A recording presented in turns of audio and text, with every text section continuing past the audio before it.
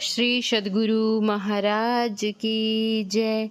महर्षि में ही अभिनंदन ग्रंथ से कुप्पा घाट की एकांत गुफा में इस अधिवेशन में बाबा नंदन साहब नहीं आए हैं। इससे किसी को दुखी या उत्साहहीन नहीं हो जाना चाहिए। संतमत सत्संग का प्रथम वार्षिक अधिवेशन ज्योतिराम राय से ही 1910 ईस्वी में प्रारंभ हुआ था। इसमें बाबा साहब से भी ऐसा करने के लिए आदेश नहीं लिया गया था और न किसी सुदूर निवासी साधु महात्मा के भरोसे पर ही इसका आरंभ हुआ था। सोचा गया था कि अपनी अपनी स्थिति के अनुसार जितने भी लोग इसमें सम्मिलित हो सकेंगे सभी मिलकर आपस में ही सत्संग संपन्न कर लेंगे। पीछे से अवश्य ही बाबा साहब की सम्मति और आशीर्वाद भी इस कार्य को मिल गया था। स्वयं 1913 ईस्वी में उन्होंने भी बाबा नंदन साहब सहित आकर इसे सुशोभित और सार्थक किया था। सन 1922 ईस्वी से बाबा नंदन साहब तथा वहाँ के अन्य सत्संगीगण अधिवेशन में आकर सहयोग और प्रकाश देते थे। यह उत्तम बात है। बीच में भी वे 2-3 वर्ष तक नहीं आए थे और इस वर्ष भी नहीं आए हैं। शायद भविष्य में भी नहीं आए तो किसी को हतोत्साह नहीं हो जाना चाहिए। सदा सभी सत्संगियों को मिलजुल कर वार्षिक सत्संगाधिवेशन करते ही रहना चाहिए। बीच में मोती दास जी के लिखित तथा श्री डोमन लाल जी के मौखिक भाषण हुए। तदुपरांत आपने कहा, विज्ञापन के अनुसार इस सत्संग में मोक्ष विषय को समझाना आवश्यक है, पर बिना बंधन को समझे मोक्ष को नहीं समझा जा सकता है। अतः आज मैं बंधन को ही समझाने की कोशिश करूँगा। शरीर और संसार यही आवरण है, पर इसके स्थूल सूक्ष्म कारण और महाकारण 4 और भी क्रमशः सूक्ष्म स्तर हैं। ये सभी जड़ात्मक ही हैं। इन चारों प्रकार के शरीरों से या आवरणों से मुक्त हो जाना ही मुक्ति है। उनसे मुक्त हो जाने पर शांति मिलती है। जिसने जीवन में इस शांति को प्राप्त कर लिया है उसे ही संत कहते हैं। संतों के विचारों का नाम ही संतमत है। संतमत मोक्ष पाने का रास्ता बतलाता है।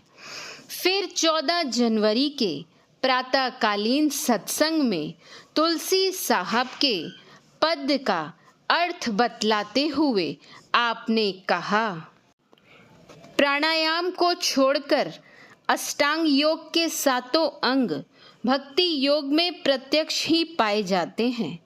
पर यह नहीं समझना चाहिए कि भक्त प्राणायाम करते ही नहीं हैं। कुछ भक्त तो प्रत्यक्षता पूरक, रेचक एवं कुंभक प्राणायाम करते हैं, पर कुछ केवल ध्यान योग ही करते हैं। ध्यान योग में अनायास ही प्राणायाम हो जाता है। यह मार्ग सरल और निरापद है। इसीलिए भक्ति योग में ध्यान योग की प्रधानता है। अष्टांग योग या भक्ति योग, कोई योग करो, दोनों के अभ्यासियों को ब्रह्मचर्य का पालन करना आवश्यक है। पुनः दोपहर के सत्संग में आपने प्रवचन दिया, मनुष्य होकर ईश्वर पाने का रास्ता खोजना चाहिए। वह रास्ता सबके अंदर में ही है।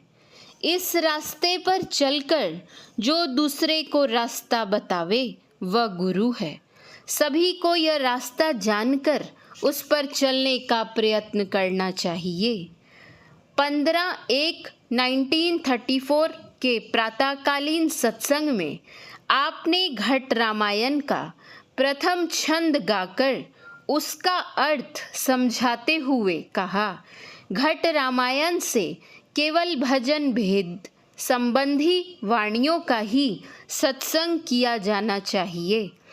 वाद विवाद के प्रसंगों से कोई लाभ नहीं है, इसलिए उनमें से विवादात्मक चर्चाओं को छोड़ केवल अंतरपथ को प्रशस्त करने वाले विषयों का चयन कर उनकी टीकाएं और व्याख्याएं करनी आवश्यक है।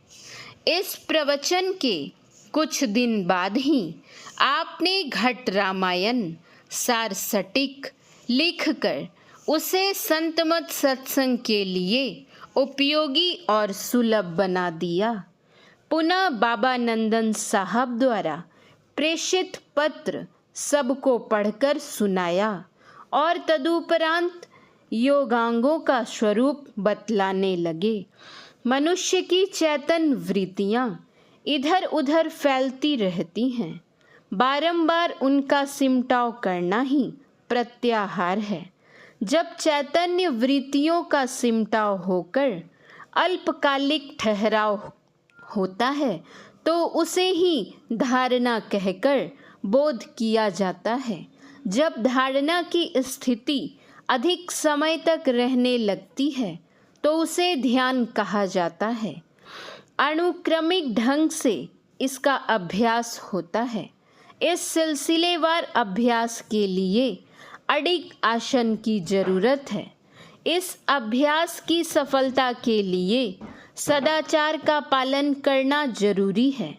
चोरी, जारी, नशा, हिंसा एवं झूठ, इन 5 पापों को छोड़ देने से ही सदाचारी बना जा सकता है।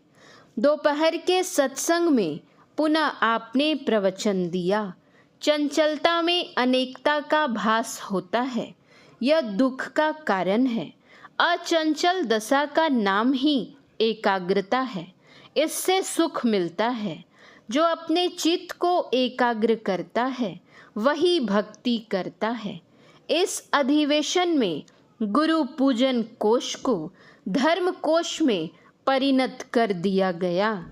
इससे सत्संग प्रचार के लिए सभी आवश्यक कार्य करने का निश्चय किया।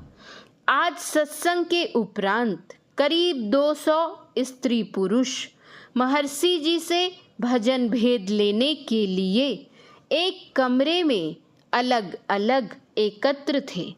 उसी समय 1934 ईस्वी का प्रलयंकर भूकंप हुआ। भूकंप से भयभीत होकर 3/4 पुरुष वर्ग कमरे से बाहर भाग गए, पर सब की सब महिलाएं श्रद्धा पूर्वक अविचलित भाव से बैठी ही रही।